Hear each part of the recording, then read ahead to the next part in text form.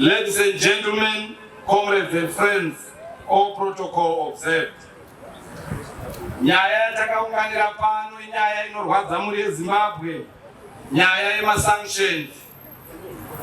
Nyika ino yakavengwa nekuda kwokuita zvakanaka zvekupa vana vayo minda tikaisirwa masanctions.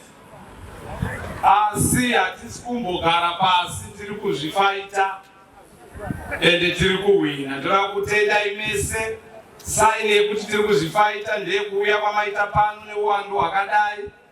Ndoda kuti timbozvirovera maoko chinhu chakanaka zvisingambobviri. Ndichakumbira kuti mundibvumidze kuverenga speech iri pano from His Excellency Zimbabwe. Tine mufaro mukuru semaZimbabweans kuti tiri kuwana support yakasimba zvisingambobviri kubva kuSADC panyaya yemasanctions. Ngatimborovera SADC maoko.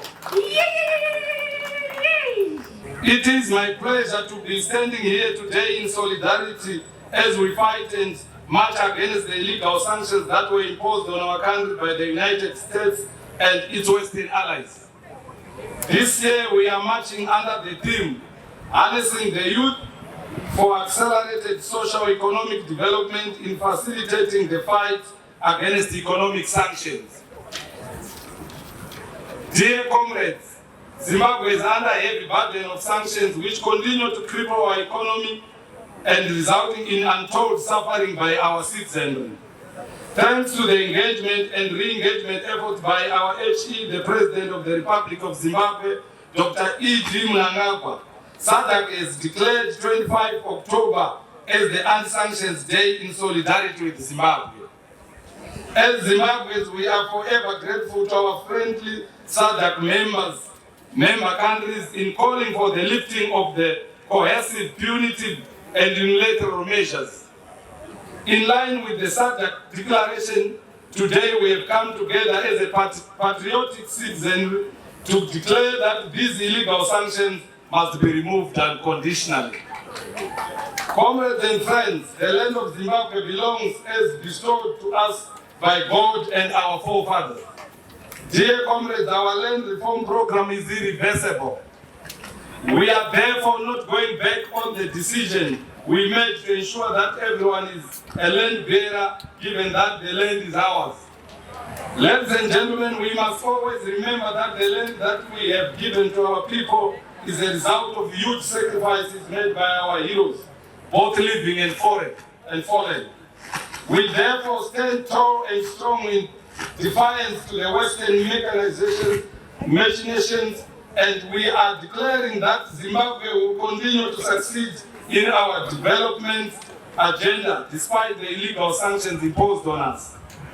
Comrades and friends, Manicaland province remains indebted to HE, the President Dr. E.G. Mnangagwa, for coming up with Vision 2030, which seeks to achieve an upper middle economy society by year 2030. The Second Republic also introduced the NDS-1, which ensures rapid economic growth and improvement of livelihoods of our communities.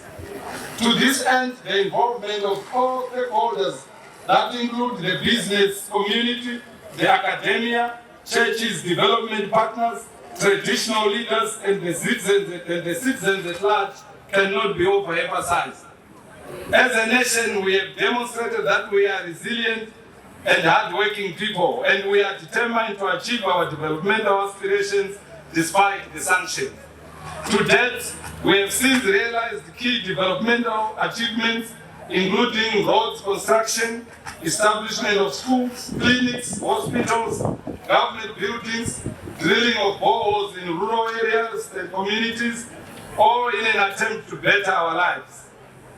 It is important that I mention this before I leave the podium. Let's all be on the drug abuse alert. Madrugs are kukwadza vana vedu.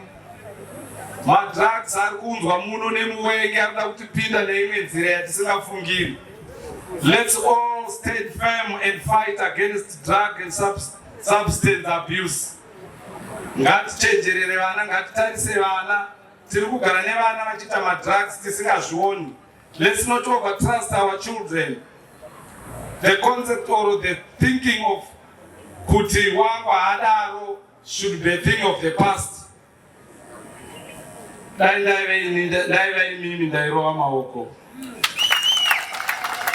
In conclusion, I call upon all the people of Manicaland province to join hands with SADC and our HE, the President, Dr. E. D. Mnangagwa. Let's fight for the immediate removal of these sanctions